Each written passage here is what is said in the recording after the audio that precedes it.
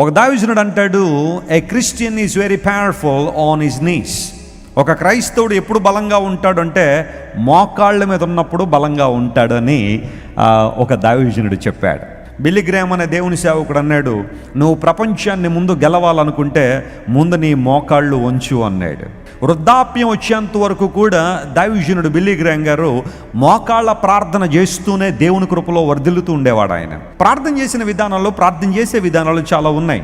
కొంతమంది కూర్చుని ప్రార్థన చేస్తారు, కొంతమంది పడుకుని ప్రార్థన చేయొచ్చు, కొంతమంది నిలవబడి ప్రార్థన చేయొచ్చు, కొంతమంది నడుస్తూ ప్రార్థన చేయొచ్చు, ప్రయాణాల్లో ప్రార్థన చేయొచ్చు, లేదా ఉద్యోగం నిర్వహిస్తూ ప్రార్థన చేసేవాళ్ళు ఉండొచ్చు. ఇలా ప్రతి సందర్భంలో ప్రార్థన అనేది మనము ఏ విధానంలో చేస్తున్నామనేది ప్రశ్న కాకపోయినప్పటికీ కూడా క్రైస్తవ జీవితంలో ఒక క్రమశిక్షణతో కూడిన ప్రార్థన అలవర్చుకోవాలంటే అవకాశం ఉన్న ప్రతిసారి మోకాళ్ళ మీద ప్రార్థన చేయడం చాలా ఆవశ్యకత. లేదంటే కొన్నిసార్లు మరి నేను మంచం మీద పడున్నానండి, బెడ్ రీడన్ అండి, నేను కిందకి దిగలేనండి, అప్పుడు మంచం మీద పరుండి ప్రార్థన చేసే దేవుడు వినడా అంటే ఖచ్చితంగా వింటాడు.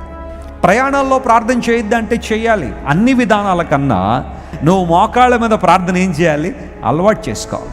క్రైస్తవ జీవితంలో మోకాళ్ళ ప్రార్థన చాలా విలువైనది, చాలా పటిష్టమైనది. అయితే ఎందుకో ఈ రోజున అపవాది కొంతమందిని మోకాళ్ళు వేయనివ్వడం లేదు. ఒకవేళ నిజంగా నీ మోకాళ్ళలో బలహీనత ఉండి, నొప్పి ఉండి, బాధ ఉండి నువ్వు మోకాళ్ళు వేయకపోతే తర్వాత సంగతి. కానీ కొంతమందికి అన్నీ బాగున్నా మోకాళ్ళు వేయడానికి కొంతమందికి నామోషి, కొంతమందికి మోమాటం, అయ్యో ఆఫీసర్ గారు మోకాళ్ళు వేసేస్తున్నారండి అక్కడ అని అనుకుంటారనే ఒకలాంటి తక్కువ అభిప్రాయం కొంతమందిలో ఉంది. నువ్వు మోకాళ్ళు వేసినంత మాత్రాన ఏ ఒక్కరు నేను హేళన చేయరు. నువ్వు మోకాళ్ళు వేసినంత మాత్రాన ఎవరు నీ గురించి చెడుగా మాట్లాడుకోరు. నీ దేవుని సన్నిధిలో నువ్వు మోకాళ్ళు వేయడం నీ జీవితంలో తగ్గింపుకు సూచన. దేవుని నామమున స్తోత్రం కలుగును గాక. When you bow down before God, you are submitting yourself to God completely. నీలో ఉన్న దీన మనస్సును, దీనత్వాన్ని నీ శరీరములో నువ్వు చేస్తున్న ఆ కార్యము ద్వారా రుజువుపరుస్తూ ఉన్నావు. అందును బట్టి అవకాశం ఉన్న వాళ్ళందరూ కూడా మోకాళ్ళు వేసి ప్రార్థన చేయడానికి మీరు ఎప్పుడు కూడా సంశయించాల్సిన అవసరం లేదు. దైవజనులు భక్సింగ్ గారు ఆయన మరికొద్ది రోజుల్లో కోమాలోకి వెళ్ళిపోతారనగా, ఆయన చాలా కాలం కోమాలో ఉండిపోయారు. ఆయన ఆ తర్వాత చనిపోయారు అనుకోండి.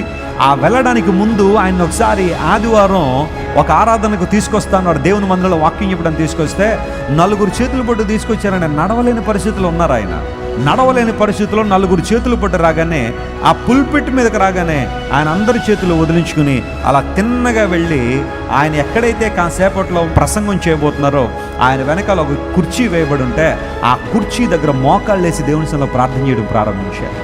చర్చ్లోనికి రావడానికి 4 పట్టుకుని నడిపించాల్సి వచ్చింది. అంత బలహీనతలు ఉన్న ఆయన వెళ్ళంతన మోకాళ్ళు వేసి ప్రార్థన చేసి ఆ తర్వాత వాక్యం చెప్పేవారు. అలాంటి గొప్ప దైవజనులు మనందరికీ గొప్ప స్ఫూర్తిని, మాదిరి ఉంచడానికి కారణం ఏంటో తెలుసా? మోకాళ్ళ ప్రార్థన చాలా బలమైనది. Never feel shame to bow down before God and to Neel down. ఒక క్రైస్తవుడు ఎప్పుడు బలంగా ఉంటాడంటే మోకాళ్ళ మీద ఆ క్రైస్తవుడు ఎలా ఉంటాడు, బలంగా ఉంటాడు. గనుక మనస్ఫూర్తిగా మోకరించి ప్రార్థన చేద్దాం. ఈసారి ప్రార్థన చేసే అవకాశాలు బైబిల్ గ్రంథంలో దేవుని వాక్యం సెలవిస్తూ ఉంది. తొట్టిల్లిపోతున్న మోకాళ్ళని మీరు ఏం చేయండి, దృఢపరచండి, బలపరచండి.